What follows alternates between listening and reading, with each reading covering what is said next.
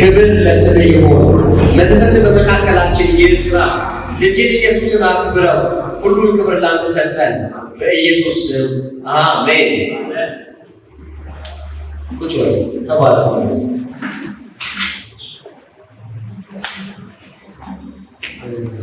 እንግዲህ ላስተምር ብዙ ትርጉም የሚያስፈልግ አልመሰለኝም። ምክንያቱም ያስተማርኳቸው 1 3 ልጆች 4 ልጆች ይሄው ነው ወይስ ይተርጉም? ወደ ትግርኛ ተርጉም ሳስተምር የማይሰማ ሰው ካለ እናስተረጉማለን። ግን ካልሆነ በጣም የማስተምረው የምናገረው ነገር እንድትሰሙኝ ስለምፈልግ ማለት ነው። እሺ ጥሩ። እሺ ከሰበር መልእክቴ ወደ ዋና መልእክቴ እገባለሁ። ያው ጸልያለሁ። ወደዚህ ስመጣ ቃልም ይዤ መጥቻለሁ። እግዚአብሔር ግን መጀመሪያ አንድ ቃል እንድናገራችሁ ብቻ ፈልጓል። መዝሙር 89 ላይ እግዚአብሔር ለዳዊት ስለገባለት ኪዳን ይናገርና ለዳዊት የገባውለትን ኪዳን አልረሳም። ለዳዊት የገባውለትን ኪዳን አልረሳም። ማን ነው የሚለው? እግዚአብሔር ነው። እግዚአብሔር ኪዳን የማይረሳ የተናገረውን ነገር ማድረግ የሚችል ሉዓላዊ አምላክ ነው። ክብር ለጌታ ይሁን። በአንድ ነገር በጣም እርግጠኛ እንድትሆኑ እፈልጋለሁ። በህይወት ዘመናችሁ፣ በመንገዳችሁ፣ በየትኛውም እንቅስቃሴያችሁ እግዚአብሔር ይናገራችሁ እንጂ እግዚአብሔር ከተናገራችሁ እግዚአብሔር የተናገረው ነገር ይሆናል። ምክንያቱም እግዚአብሔር ለሰዎች ኪዳን ሲሰጥ ወይም ሲምል ወይም በቃሉ ሲናገር ያንን ነው የሚናገረው። እግዚአብሔር ሲናገር ቦታ፣ ሰዓት፣ ሁኔታ እግዚአብሔር ሊገድበው አይችልም። ምክንያቱም የዓለም ካላንደር ሁሉ ያለው በእግዚአብሔር እጅ ነው። ሁኔታዎችን ሁሉ የሚያውቅ እግዚአብሔር ነው። እግዚአብሔር ይናገራችሁ እንጂ እግዚአብሔር የተናገረው ነገር በህይወታችሁ ይሆናል። ስለዚህ ዛሬ እግዚአብሔር የተናገራችሁ ነገር ታውቃላችሁ ወይም ደግሞ ታስቡታላችሁ ወይም ደግሞ እግዚአብሔር የተናገረኛል እንደዚህ አይነት ኪዳኖችን ገብተልኛል፣ ግን የተናገረኝ ነገር የት ነው ያለው? እንዴት ነው እየሆነ ያለው እያላችሁ ነው። እዚህ መዝሙር 89 ላይ ዳዊትን የተነገረውን ነገር ረስቶት ነበረ። ነገር ግን እግዚአብሔር አልፎ መስራት ይችላል። ክብር ለጌታ ይሁን። እግዚአብሔር ይናገር እንጂ ያደርገዋል። እሺ ጥሩ። ዛሬ ማካፈላችሁ ያለው ሉቃስ ላይ ነው። እዚህ ክፍል ላይ ስለ አንድ ነገር ልታስቡ ፈልጋለሁ። ሁኔታዎችን አልፋችሁ ጌታን ስለማክበር፣ ሁኔታን አልፎ ጌታን ስለማክበር ነው ዛሬ ልናገር ፈልገው። ሁኔታዎች ሊኖሩ ይችላሉ። ጌታን እንዳታከብሩት የሚከለክሉ ነገሮች ሊኖሩ ይችላሉ። እናንተ ግን ሁኔታን አልፋችሁ፣ ነገርን አልፋችሁ እግዚአብሔርን በሕይወታችሁና በመንገዳችሁ አክብሩት።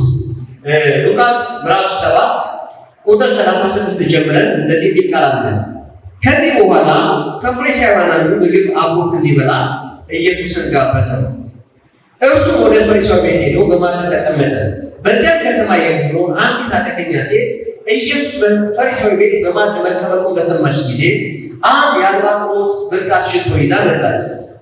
ከበስተኋላው በእግሩ አጠገብ ቆማ እያለቀሰች እግሩን በእንባ እያበሰች በራሷን ጠጉር እያበሰችው ታብሰው ጀመር። እግሩንም እየሳመች ሽቶውን ቀባችው። የጋበዘውን ፈሪሳዊን ባየ ጊዜ ይህ ሰው ነቢይ ቢሆን ኖሮ የነካችው ሴት ማን እንደሆነች ደግሞ ምን አይነት ሰው እንደሆነች ባወቀ ነበር፣ ኃጢአተኛ ናትና ብሎ በልቡ አሰበ። ኢየሱስም ስምዖን ሆይ የምነግርህ ነገር አለኝ አለው። እርሱም መምህር ሆይ ንገረኝ አለው። ኢየሱስም እንደዚህ አለው፣ ከአንድ አበዳሪ ገንዘብ የተበደሩ 2 ሰዎች ነበሩ።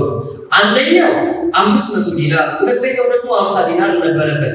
የሚከፍሉትን ቢያጡ ዕዳቸውን ለሁለቱም ተወላቸው። እንዲህ ከሁለቱ አበዳሪው ደግሞ የሚወደው የትኛው ነው? ስምዖንም ብዙ የተተወለት ይመስለኛል ሲል መለሰ። ኢየሱስም ትክክል ፈርደሃል አለው።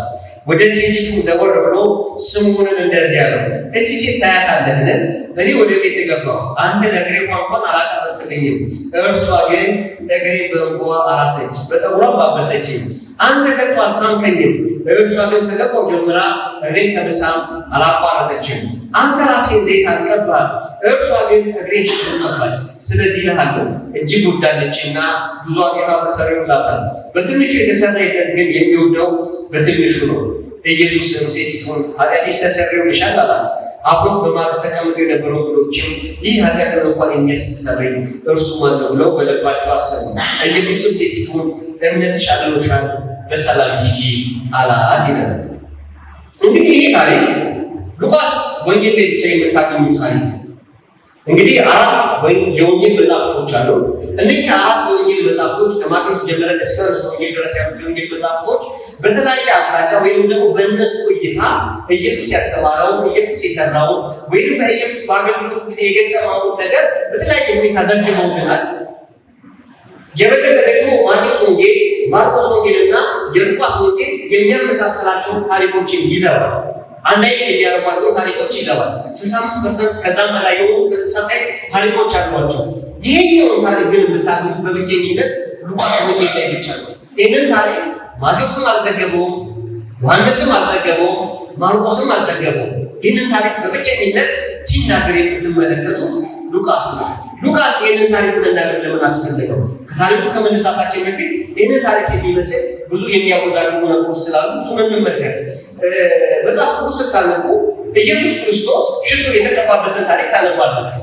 ለምሳሌ ዮሐንስ ወንጌል ምዕራፍ 12 ላይ፣ ማቴዎስ ወንጌል ምዕራፍ 26 ላይ እና ማርቆስ ወንጌል ምዕራፍ 14 ላይ ኢየሱስ ቢታንያ በተባለ አካባቢ ወይም ደግሞ ቢታንያ በተባለ አውራጃ እግሩን በዘይት ተቀብቷል።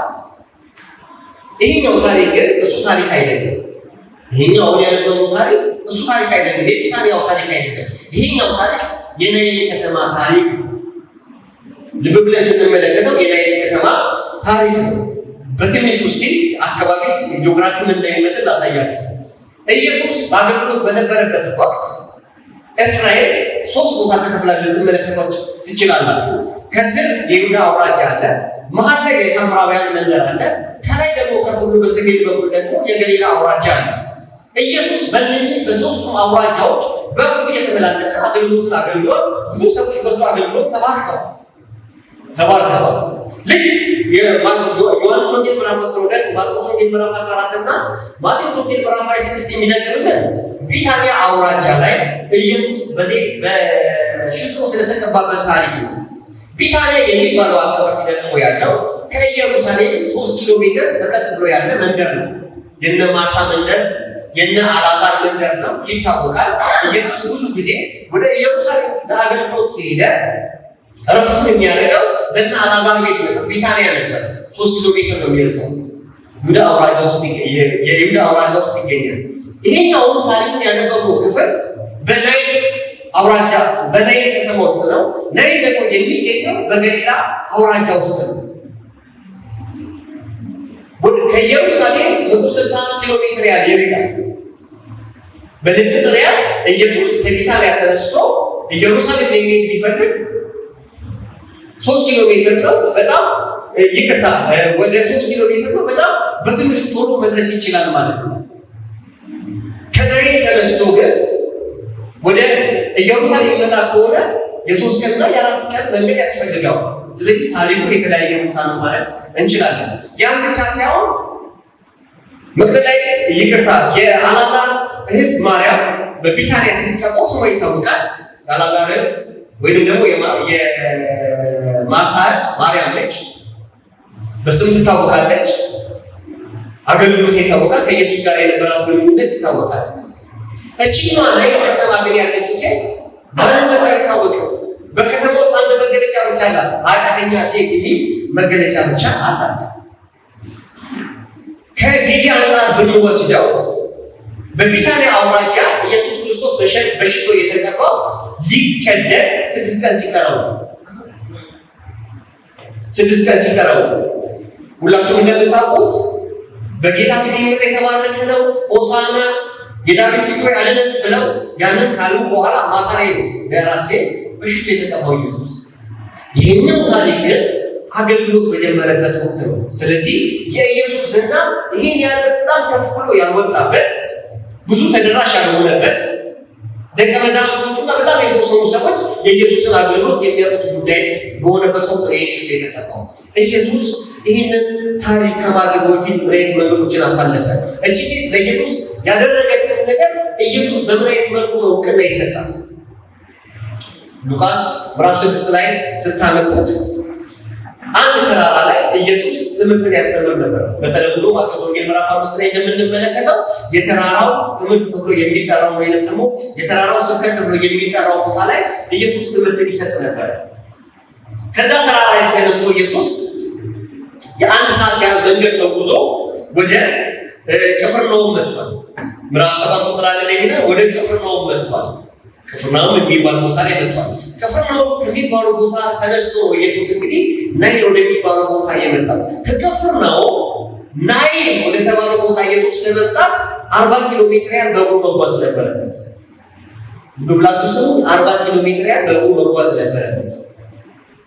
በትንሹ ከ9 ሰዓት እስከ 10 ሰዓት ያህል የእግር ጉዞ አድርጎ ነው ናይን ወደሚባለው ስፍራ ኢየሱስ የገባው።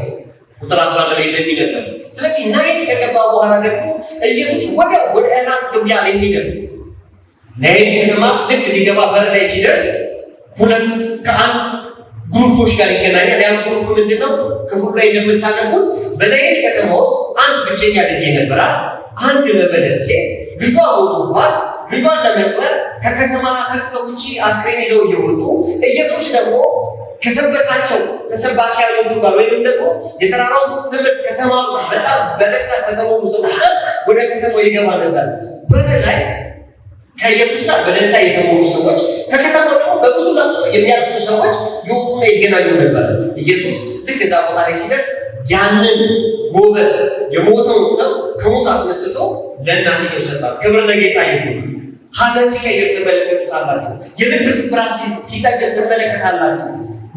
ባሏና ብቸኛ ለሆነችው ሴት ብቸኛዋን እንኳን መልሶ ሲሰጣት ትመለከታላችሁ። ክብር ለጌታ ይሁን።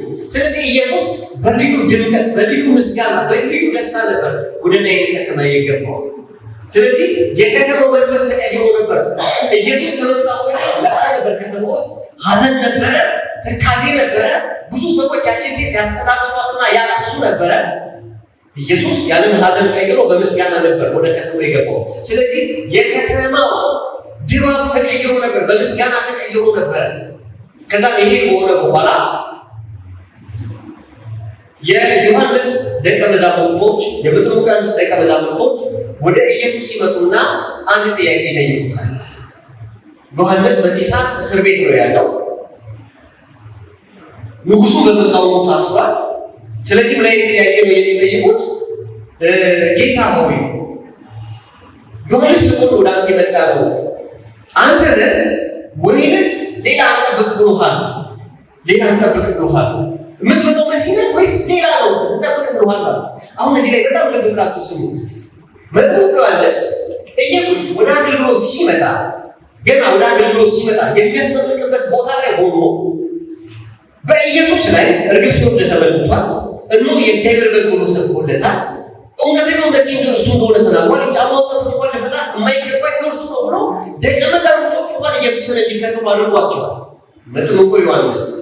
ነገር ግን መጥምቁ ዮሐንስ ይህን ከሰበከ በኋላ እስር ቤት ሲገባ ያ መጀመሪያ የተናገረው ስለ ኢየሱስ የሰበከው ስብከት ጠፋበት። እሱ ነው ተከተሉት ብሏል። አሁን ደግሞ ጥያቄው አንተ ነህ ወይስ ሌላ አንጠብቅ? አያችሁ፣ መከራና ችግር ኢየሱስን አስነስቶት ነበር፣ ስብከቱን አስቀይሮት ነበረ። አንዳንድ እንደዚህ ይሆናል። ነገር ግን እግዚአብሔር ተስፋ ይሰጣል። ክብር ለጌታ ይሁን።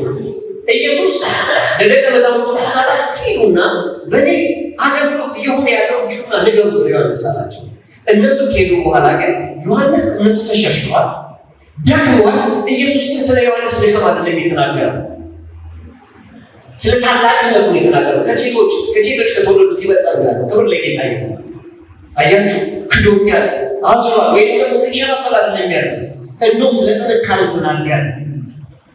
ክብር ለጌታ ይሁን። በእንደዚህ አይነት ሁኔታ ውስጥ እያለ ነበረ አንድ ሰው መልእክተኞቹን ላከና ወደ ኢየሱስ እንደዚህ ያለው፣ ዛሬ እኔ ቤት እራት እንድትበላ እፈልጋለሁ፣ የክብር እንግዳ እንድትሆን እፈልጋለሁ አለ ኢየሱስ። ኢየሱስ እርግጥ ነው ከ10 ሰዓት በላይ ከጉዞ መጥቷል። ድካም አለበት፣ ረሃብ አለበት፣ እረፍት ያስፈልገዋል፣ የሚያርፍበት ቤት ያስፈልገዋል። ይህንን ጥሪ ኢየሱስ ደስ ብሎት ነው የተቀበለው። ጥሩ እመጣለሁ አለ። ጋባዡ ሰው ፈሪሳዊ ነው። ኢየሱስን የጋበዘው ሰው ፈሪሳዊ ነው። በዛ ዘመን አሁን ታሪክ ያለው እዚህ ቦታ ላይ ነው። በደንብ ልታስተውሉ እፈልጋለሁ። በዛ ዘመን አንድ ሰው አንድ የሚከብርን ሰው ወይም የሚያከብረውን ሰው ለራስ ሲጠራ ትልቅ ዝግጅት ያደርጋል፣ ትልቅ ድግስ ያደርጋል። ስለዚህ ይህ ፈሪሳዊ ኢየሱስና ደቀ መዛሙርቶቹን ስለጋበዘ ትልቅ ድግስ ነው ያዘጋጀው። ትልቅ ድግስ መሆኑ ብቻ አይደለም። በእንደዚህ አይነት ሁኔታ በመጀመሪያው መቶ ክፍለ ዘመን እንደዚህ አይነት ትልልቅ ግብዣዎች ላይ የትኛው መንገደኛ ሰው ገብቶ እንዲበላ ይፈቀድለታል። ጥሪ የተደረገለት ሰው ብቻ አይደለም። ወደ ቤት ገብቶ ከማዕዱ መካፈል የሚፈልግ መንገደኛ ሁሉ እንዲገባ እድል ይሰጣል። ከብዙው ያነሳ መብላት ይችላል ማለት ነው። ስለዚህ በእንደዚህ አይነት ሁኔታ ፈሪሳዩ አደባባይ ላይ ይህን ግብዣ ካደረገ በኋላ ኢየሱስ ወደ ፈሪሳዊ ቤት ገባ። ወደ ፈሪሳዊ ቤት ሲገባ ፈሪሳዩ ቀጥታ ኢየሱስን እጁን ይዞ ምድር ላይ ወጥቶ ያስቀመጠው። ቦታው ላይ እንደምትመለከቱት እቺ ሴት ኢየሱስን ሽቶ የቀባቸው ከበስተኋላው ቆማ ነው። ተመልክታ አይደለም፣ ቆማ ነው ሽቶ የቀባቸው። ስለዚህ ኢየሱስ ከፍ ያለ ቦታ ላይ እንደተቀመጠ ያሳየናል። እቺ ሴት መቆም ከቻለች ኢየሱስ ከፍ ያለ ቦታ ላይ ነው ፈሪሳዩ ወስዶ ያስቀመጠው። ከበስተኋላው መታ ነው ደግሞ እያለቀሰች እግሩን ሽቶ የቀባቸው። ስለዚህ ሰው ሁሉ በሚያው መልኩ ትልቅ ስቴጅ ላይ አውጥቶ አስቀምጦታል። ይሄ ፈሪሳዩ እያደረገ ያለው ነገር ለእኛ ሰው ለእነሱ ትልቅ መልእክት አለው። በእነሱ ባህል አንድ ሰው ተጋብዞ ወደ ቤት ሲገባ የበለጠ የክብር እንግዳ ከሆነ ጋባዥ የሚያደርገው የመጀመሪያው ነገር ቢኖር ተጋባዡን ሰውዬ ያስቀምጠውና መድረኩ ላይ ያስቀምጠውና ለእግሩ ውሃ ያመጣል። የመጀመሪያው ነገር ለእግሩ ውሃ ያመጣል። ኢየሱስ ደግሞ 40 ኪሎ ሜትር ያደርጉታል፣ ደክሞታል፣ እግሩ አቧራ ጠጥቷል። ስለዚህ እግሩ መቀጥቀጥ አለበት፣ መታጠብ አለበት። ይህ ሰውዬ ግን ለኢየሱስ ሆን ብሎ ለእግሩ ውሃ አመጣ። አያችሁ፣ የክብር እንግዳ አድርጎ ጋብዞታል፣ ግን ለክብር እንግዳ የሚገባውን ነገር ያደረግለት አልነበረም። ለእግሩ ውሃ አላቀረበለትም። በሁለተኛ ደረጃ የክብር እንግዳ ሰው እግር ማጠብ ብቻ አይደለም፣ እግሩን ካጠበ በኋላ በፎጣ ያብሰዋል። በፎጣ ካበሰው በኋላ ያ የክብር እንግዳ እግሮቹን ዘይት ይቀባዋል። ተጋባዡ እግሮቹን ዘይት ይቀባውና ግንባሩን ይስመውና የክብር ካባ አልብሶ ለጉባኤው የሚናገረው አንድ መልእክት አለ። ይሄ ሰው ለእኔ ዛሬ የክብር እንግዳዬ ነው፣ የክብር እንግዳዬ ስለሆነ የኔ ወንበር ይገባዋል ብሎ ያስቀምጣል። ይህ ፈሪሳዊ ግን ይህን ሁሉ ሆን ብሎ ለኢየሱስ አላደረገለት። በቀላል ቋንቋ ኢየሱስ ተጋባዥ ሆኖ ይግባ እንጂ በፈሪሳዩ ልብና እዛ ጉባኤ ላይ ባሉት ፈሪሳውያን ዘንድ ኢየሱስ የክብር ቦታ አልነበረም። በልባቸው ቦታ አልሰጡትም። ስለዚህ ግብዣው ኢየሱስን የማክበር አልነበረም፣ ኢየሱስን የማድነቅ አልነበረም። እንደውም ኢየሱስን የመናቅና የማዋረድ ግብዣ ነበር ያለው። ቃል አውጥተው አይናገሩ እንጂ በእነሱ ባህል በሚያደርጉ ድርጊቶች ኢየሱስን እየሰደቡት ነው፣ ኢየሱስን እየናቁት ነው፣ ኢየሱስን እያንቋሸሹት ነው፣ ኢየሱስን እያዋረዱት ነው። በእነዚህ አይነት ሁኔታ ውስጥ እያለ ኢየሱስ በባህሉ በጊዜው ባህል ይህ ፈሪሳዊ እያዋረደው እያለ አንድ ነገር ተከሰተ።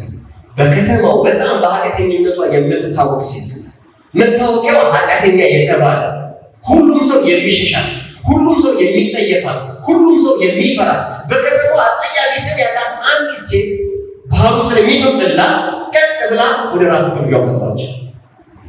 ፈሪሳዊ ኃጢአተኛ ነች ተመለሽ ማለት አይችልም። ምክንያቱም ግብዣው ነው ሁሉ ስለሆነ ቀጥ ብላ መጣች። እቺ ሴት የመጣችው ግን የመጣችበት ዓላማ ግን ከፈሪሳው ማዕድ ለመብላት ነው። አያችሁ፣ ርቦታ ነው የመጣችው፣ እንጀራ ለመብላት ከወይን ጠጅ ለመጠጣት አይደለም የመጣችው። የመጣችው ቀጥታ ኢየሱስን ለማክበር ነው። ክብር ለጌታ ይሁን። አያችሁ፣ ኢየሱስን ማክበር የሚገባቸው ሰዎች ለኢየሱስ ክብር ሳይሰጡት ኃጢአተኛ የተባለች ሴት ኢየሱስን ለማክበር ወደዛ ቦታ መጣች። ቀጥ ብላ መጣች። ከዛም አንድ ነገር አደረገች። ማንንም ሳታማክር መጣች። ከኢየሱስ በስተጀርባ ቆማ እግሮቹ ላይ ተደፍታ ማልቀስ ጀመረች። ሰውየው ፈሪሳዩ የኢየሱስን እግር ማጠብ የነበረበት ውሃ ነው። እቺ ሴት ግን የኢየሱስን እግር በእንቧ ማጠብ ጀመረች። በእንቧ ታጥቦ ጀመሪያ ተናዋራ። ሰውየው የኢየሱስን እግር ማበስ የነበረበት በጨርቅ ነው፣ በፎጣ ነው። እቺ ሴት ግን የውበት መገለጫዋ ክብሯ በሆነው በፀጉሯ እግሮቹን ማበስ ጀመረች። ሰውየው ማድረግ የሚገባው የኢየሱስን ግንባር መሳም ነው። እቺ ሴት ግን እያደረገች ያለችው የኢየሱስን እግር ትስም ጀመረ። ሰውየው ማድረግ የነበረበት የኢየሱስን እግር በዘይት ማበስ ነው። እቺ ሴት ግን የኢየሱስ እግር ላይ በአርባጥሮስ ሽቶ ትቀባው ጀመረ። ክብር ለጌታ ይሁን። ወዳጆች እነዚህ ሰዎች በጣም እንድትመለከቷቸው ፈልጋለሁ። እቺ ሴት አለኝ የምትለውን ነገር ሁሉ ለኢየሱስ የሰጠችው፣ አለኝ የምትለውን ነገር ሁሉ የሰጠችው። ይሄ አልባጥሮስ ሽቶ ዝም ብሎ የሚመጣ አይደለም። ከገበያ በ10 ብር በ50 ብር የሚሸጥ አይደለም። የአልባጥሮስ ሽቶ ለመግዛት 300 ዲናር ያስፈልጋል። በቀላሉ የአንድ ሰው የዓመት ደሞዙ ማለት ነው። የአልባጥሮስ ሽቶ የአንድ ሰው የዓመት ደሞዙ ማለት ነው። የአልባጥሮስ ሽቶ ደግሞ ሰጥታው የምትቀቡት አይደለም። የሆነ ግብዣ ላይ የምትቀቡት አይደለም። የአልባጥሮስ ሽቶ የሚዘጋጀው ለሞት ቀን አስክሬናቸው እንዲቀባ የሚያዘጋጅ ነው። ስለዚህ እቺ ሴት አጥታ የቀባቸው ለሞት ቀን ያዘጋጀችው ሽቶ። ስለዚህ ምን እያለች ነው እቺ ሴት? እቺ ሴት እያለች ያለችው ዓለሙን ንቋታል፣ ዓለሙን ገብቷታል፣ ዓለሙን ጠልቷታል። ነገር ግን የሚወዳት እንዳለባት ክብር ለጌታ ይሁን። ስለዚህ እሱን ማክበር ነበረባት። ለእሱ ያላትን ምኞትና ፍቅር መግለጽ ነበረባት። ስለዚህ የተሻለውን ነገር አደረገች። ስለዚህ ኢየሱስ እንደዚህ እያደረገችው ያለ ፈሪሳዩና አጠገቡ ያሉ ሰዎች ድሮ ምን ነበራሉ? ምን አሉ? ይሄ ሰው ድሮም ከእግዚአብሔር ጋር ሆነ ጠረጠር ነበረ። ከእግዚአብሔር ቢሆን ኖሮ እውነተኛ ነቢይ ቢሆን ኖሮ የሚያውቅ ነቢይ ቢሆን ኖሮ እቺ ሴት እኮ እየነካች ያለችው ሴት ኃጢአተኛ እንደሆነች ባወቀ ነበረ። ምክንያቱም እነዚህ ሰዎች አንድ ነገር ያደርጋሉ። ኃጢአተኛ የሚባል ሰው ወደ እነሱ ሲመጣ መንገድ ይቀይራሉ። አይደለም እሱ ሊነቁት፣ እሱ የረገጠውን መሬት መርገጥ አይፈልጉም። ያን አፈር መርገጥ አይፈልጉም። አይደለም ከእሱ ጋር ህብረት ለማድረግ። ስለዚህ በእነሱ ሂሳብ ኢየሱስን አስቀመጡት። ይሄ ሰው ኃጢአተኛ ነው፣ ከእግዚአብሔር ተልኮ አልመጣም። ቢያኖሩ ኃጢአተኛ እንደሆነች ቢያኖሩ እንድትነካ ይፈቅድላትን ነበር፣ እንድትጠጋው ይፈቅድላትን ነበር አሉ። ሲመጣው እነሱ አይነት ምስኪኖችን ለማዳን እንጂ ለጻድቃኖች አይደለም። ክብር ለጌታ ይሁን። እነሱ አይነት ሰዎችን አንስቶ ሰው ለማድረግ ነው ኢየሱስ የመጣው። የወደቁትን ለማንሳት ነው ሰው ኢየሱስ የመጣው ወዳጆች። ስለዚህ ንጹህ ዛሬ ሌላ ዞር አለና ልባቸውን፣ ንግግራቸውን፣ ሀሳባቸውን ስላወቀ ወደ ፈሪሳውያን ስምዖን ዞር አለና ስምዖን አንድ ጥያቄ ይጠይቃል። ከአንድ ከበድ አበዳሪ አንድ ሰው 50 ብር ተበደረ፣ ሌላኛው ደግሞ 500 ብር ተበደረ። ስለዚህ ይሄ አበዳሪው ሰው የተበደሩት ለሁለቱም ሰዎች 50 ብር ለተበደረው 500 ብር ለተበደረው ሰው ተወላቸው ወደተና አደረገላቸው። ከእናንተ አልፈልግም አላቸው። ስለዚህ ይሄ አበዳሪ ሰውዬ ከሁለቱ መካከል ማን ነው አበልጦ የሚወደው? ወዲያው ፈሪሳዊ ቸኮልና ብዙ የተተወለት ነበር። እንግዲያው እቺ ሴት ብዙ ኃጢአቷ ተሰርዮላታል። ክብር ለጌታ ይሁን። ብዙ ኃጢአቷ ተሰርዮላታል። ይሄ ማለት በተቃራኒው አንተ ራስህ ዕዳ ያለበት ሰው ነህ። አንተ ራስህ በእግዚአብሔር ፊት ዕዳ ያለበት ሰው ነህ። አንተ ተጠያቂ ነህ። መጠኑ ይለያይ እንጂ አንተ ተጠያቂ ነህ። ክብር ለጌታ ይሁን። ዛሬ አንድ ነገር ልነግራችሁ እፈልጋለሁ ከዚህ መልእክት። እኔና እናንተ የእግዚአብሔር ባለዕዳዎች ነን። ጌታ ኢየሱስ ክርስቶስ ለእኔና ለእናንተ የከፈለው ትልቅ ነገር ቢኖር ሕይወት ነው። የእኔና የእናንተ ዋጋ የክርስቶስ ኢየሱስ ደም ነው። በደም የተገዛ ነው። ዋጋችን የክርስቶስ ደም ነው። የእኔና የእናንተ ዋጋ የክርስቶስ ደም ነው። በሕይወቱ ነው የተገዛ ነው። ዝቅ ብሎ እኔና እናንተን ከፍ ያደረገ የደህንነት ጥሪ የከበረ ጥሪ ነው። ክብር ለጌታ ይሁን። ተራ ጥሪ አይደለም፣ የከበረ ጥሪ ነው። በዚህ ጥሪ ውስጥ የምንመለከተው ነገር ቢኖር እግዚአብሔር እኛን ፈልጎ መምጣቱ ነው። አስቡ፣ ኢየሱስ እቺ ኃጢአተኛ የተባለች ሴት ወዳለችበት መንደር ነው የሄደው። እሷ ከላይ ወጣ አይደለም የፈለገችው። ኢየሱስ ግን ትወቅም አትወቅም አቋርጦ የመጣው ወደ ላይ ነው። እሷን ፈልጎ ነው የመጣው። ብቸኝነት ናይ ላይ የምታውቀው ትልቅ ታምር እቺ ሴት ከኢየሱስ ጋር ተገናኝታ ምህረትን ማግኘቷ ነው። ልክ ዮሐንስ ወንጌል ምዕራፍ 4 ላይ በሳምራውያን መድረስን ያችን ሴት እንዳዳናት ሁሉ ኢየሱስ ፈልጎ ነው የሄደው ወደዛ ነገር። ዛሬ እላችኋለሁ ይግባችሁ አይግባችሁ ኢየሱስ ፈልጎ ወደ መንደራችሁ የመጣው እኔና እናንተ ስለፈለጉ አይደለም ይላሉ፣ ስለፈለገ ነው ይላሉ። ስለዚህ የደህንነት ጥሪ እርሱ እኛን የጠራበት ጥሪ እንጂ እኛ እሱን ያዝንበት ጥሪ አይደለም። እስቲ በሱ ተይዣለሁ በሉ። እስቲ ድገሙት፣ በሱ ተይዣለሁ በሉ። አያችሁ፣ የያዘን እግዚአብሔር ነው። ክብር ለጌታ ይሁን። የያዘን እግዚአብሔር ነው። ሲገዙባት ለሚያዘን ያውቀናል፣ ድካማችንን ያውቀዋል። እቺ ሴት ኃጢአተኛ እንደሆነች ድካም እንደበዛባት በከተማ ያላትን ስምና ታፔላ ኢየሱስ ያውቀዋል። ኢየሱስ ያውቀዋል። እያወቀ እንድትነቃው ፈቀደላት። አያችሁ፣ እያወቀ እስከ ኃጢአታችን አቀፈ፣ እስከ ድካማችን አቀፈ፣ እስክንነጻ አይደለም የጠበቀን። ይህንን እዚህ ሉቃስ ወንጌል ምዕራፍ 15 ሌላችሁ ስትመለከቱ እኮ ያ ከአባቱ ቤት ኮብልሎ የሄደው ልጅ ኮብልሎ ሲመለስ ወደ አባቱ ቤት ሲመለስ አባትየው ልጁን ለማጠብ ልብስ ሲቀየርለት አገኘው። ካጠበው በኋላ ነው ልብስ ቀይሩለት ያለው። ከሳመው በኋላ ነው ታጠብ ያለው። ወዳጆች እስከ ድካማችን የተቀበለን ጌታ አለ። እስከ ድካም የተቀበለን ጌታ አለ። እስቲ ድገሙት። አያችሁ፣ እግዚአብሔር ከእናንተ ጋር የሚሆኑ ስትመረጡ ብቻ አይደለም፣ ደክማችሁ ከእናንተ ጋር ይሆናል። መጸለይ አቅቷችሁ ከእናንተ ጋር ይሆናል። መዘመር አቅቷችሁ ከእናንተ ጋር ይሆናል። ከእናንተ ጋር የሚሆነው በዛ ሁኔታ ውስጥ ሊተዋችሁ አይደለም፣ ከድካማችሁ ያነሳችሁ፣ ከድካማችሁ ያበረታችሁ፣ ለትውልድ እንድትጠቀሙ ሊያደርጋችሁ ነው። ስለዚህ ኢየሱስ እነዚህ ሰዎች እንግዲህ ፈሪሳውያንና ከእሱ ጋር ያሉ ሰዎች ኢየሱስን በቅርበት ሊፈትኑት ነበረ። ግብዣው በቅርበት ፈተና ላይ ያቀርቡለት ነበረ። ሊጥሉት ያዋርዱት ነበር። ኢየሱስ ግን የሚገባውን ክብር አገኘ። ክብር ለጌታ ይሁን። ዛሬ አንድ ነገር እነግራችኋለሁ ወዳጆች፣ በየትኛውም ሁኔታ ውስጥ ሆኑ፣ በየትኛውም ነገር ውስጥ ሆኑ፣ ነገር ግን ክርስቶስን አክብሩት። ለክርስቶስ ያላችሁ ቦታ ትልቅ ሊሆን ይገባል።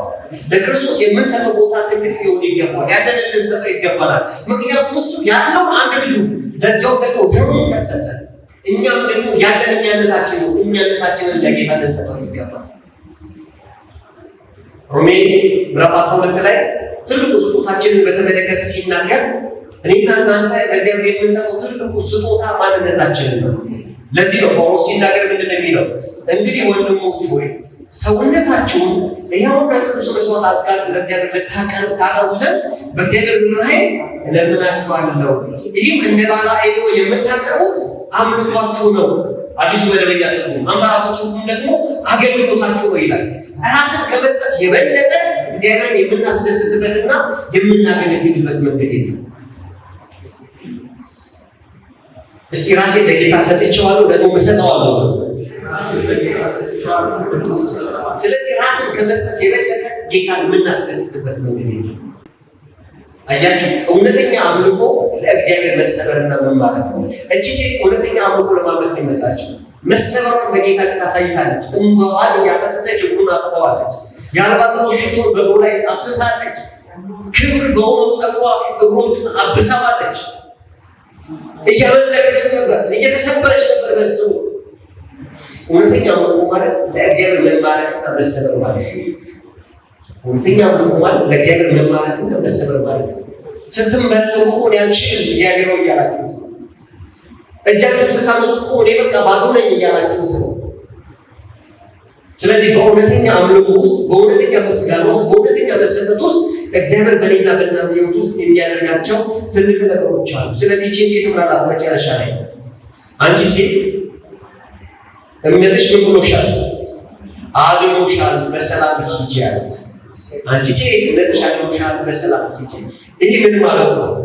አንደኛ ነገር እኔና እናንተ እግዚአብሔርን ለማስደሰት የምንከፍለው ስጦታ ነገር የለም። እምነትን በእምነታችን ነው ይላል ነው። በእምነታችን ነው የምንቀጥለው። ክብር ለጌታ ይሁን። ለዚህ ነው ምዕራፍ 15 ቁጥር 6 ላይ ናችሁ ተመለከቱ።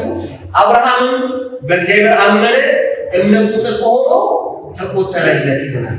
አብርሃም ግን በእግዚአብሔር ለማመንና እምነቱ ጸንቶ እንዲቆጠርለት ግን ያለፈበት ጎዳና ቀላል አልነበረም። እምነት ቀላል ስላልነበረ አብርሃም እግዚአብሔርን ሲያምነው እንደዚህ ነው ያመነው።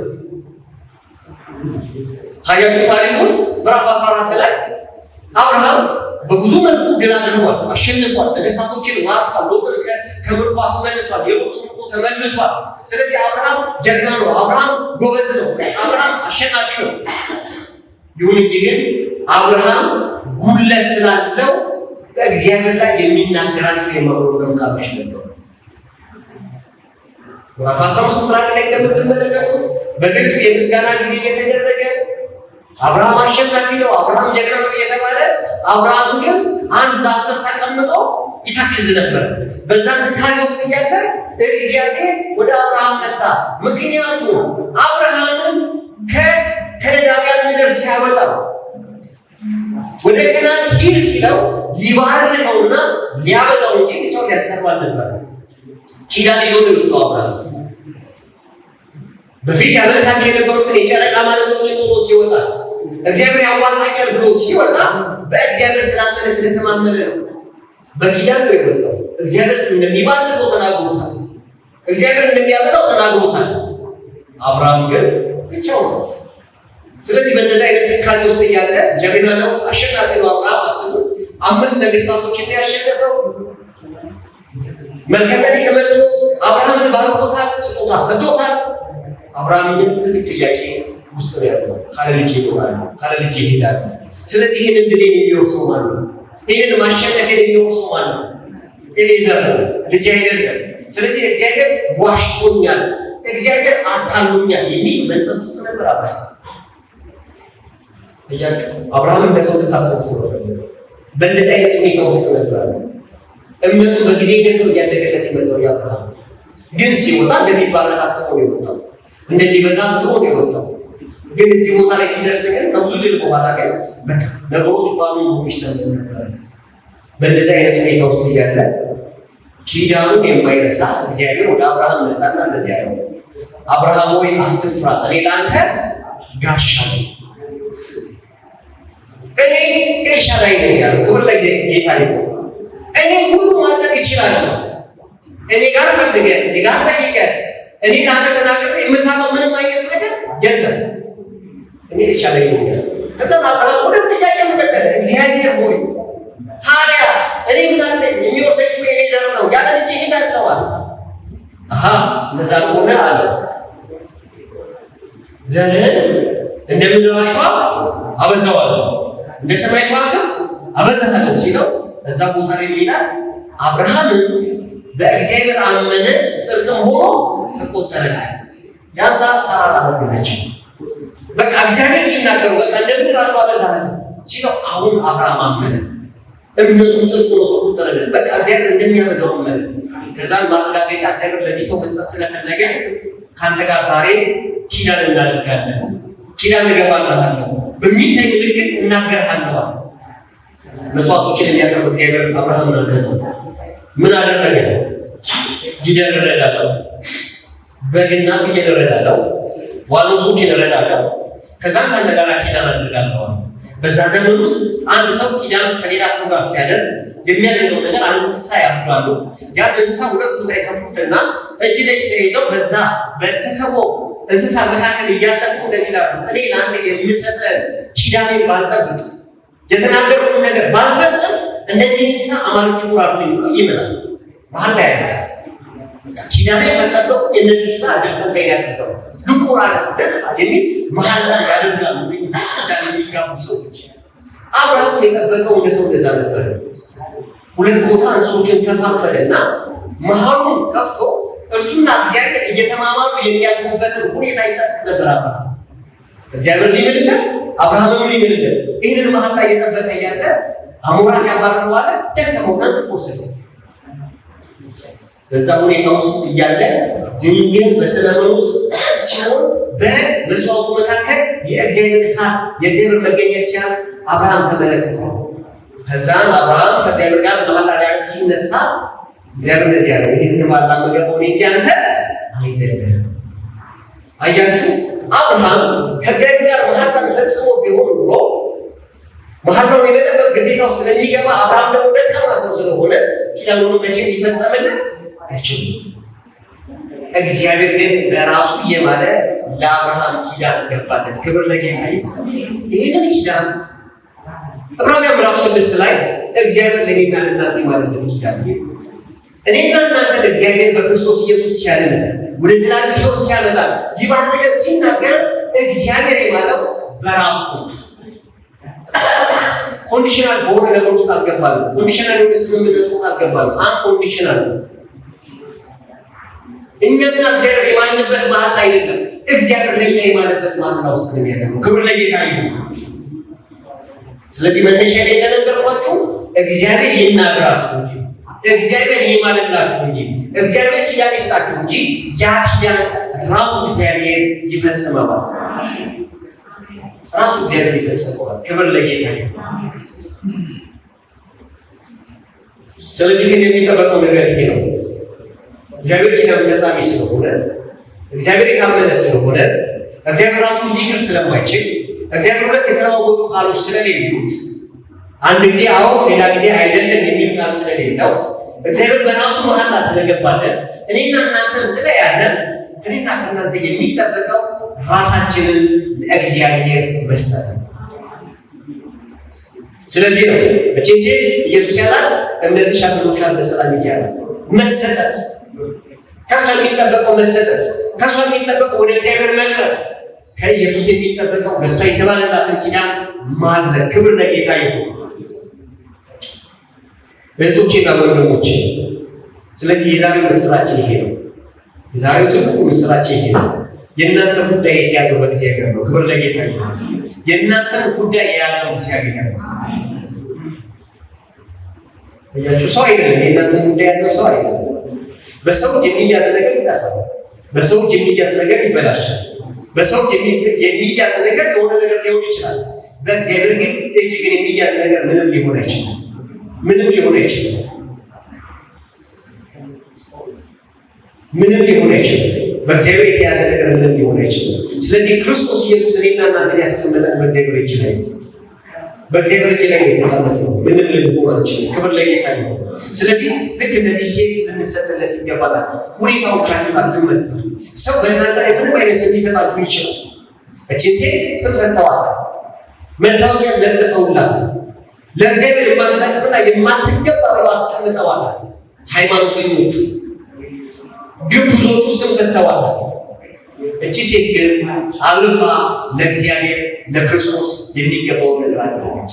ዛሬ ሰዎች በእናንተ ላይ ሁኔታ በእናንተ ላይ ምንም አይነት ስምና የሆነ ነገር ሊለጥፍባችሁ ይችላል።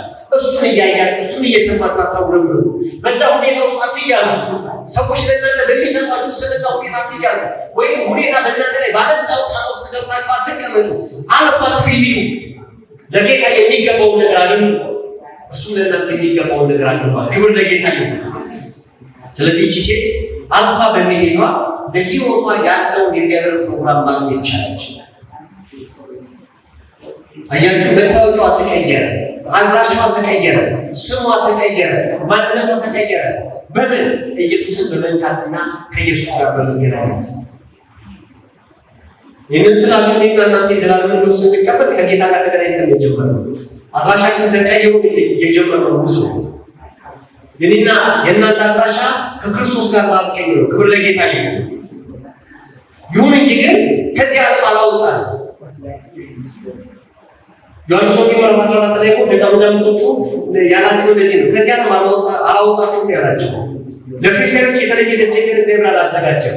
ኃጢአተኛ በሆኑ አላማኞች ባሉበት ቦታ፣ ተቃዋሚና ነቃፊዎች ባሉበት ቦታ ላይ ያስቀምጡናል። እንደምን ካላችሁ እንደ ድል ነሽ። እስኪ እንደ ድል ነሽ ይበሉ። እንደ ድል ነሽ ያስቀምጡናል፣ እንደ አሸናፊ ያስቀምጡናል። ስለዚህ በዛ ሁኔታ ውስጥ ያለውን ነገር ሳይሆን ኢንቫይሮመንቱ የሚነግረንን ሳይሆን የጌታ ቃል የሚነግረን እሱን እየሰማን ልንጓዝ ይገባናል። ክብር ለጌታ ይሁን። ስለዚህ የዚህ ሴት ታሪክ በክርስቶስ ኢየሱስ መለካት ተቀየረ። ለኢየሱስ ራሱን በመስጠቷ ተቀየረ። ስለዚህ ዛሬ በሕይወታችሁ የሚበልጥባችሁ ነገር ምንድን ነው? ፍርሃት ነው። ፍርሃት ገብቶባት የወደቆች ሴት ወደ ኢየሱስ መምጣት አትችልም።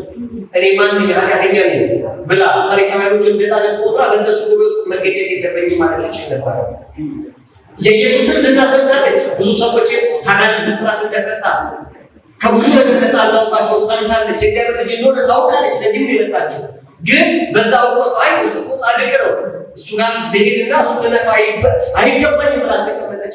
ፍርሃቷን ከለከላት ወደ ኢየሱስ ለመምጣት። ሰዎች በእሷ ላይ ያስቀመጡት ገደብ ወደ ኢየሱስ እንዳትመጣ ከለከላት ነው። ፈሪሳውያኖቹ ገደብ አስቀምጠው ባስቀምጠው እንደውም ከነሱ ጋር ነበር መገመት የሚገባል። አልፋ ግን ነው የሄደችው። ክብር ለጌታ ይሁን። ስለዚህ ገደብን እለፍ። የፍርሃት ገደብ ነው። ገደቡን እለፍ።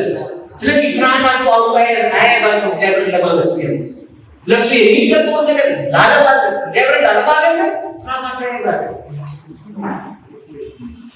ሰዎች ያስቀመጡ ወይም የሚናገሯቸው ነገር አያዛቸው።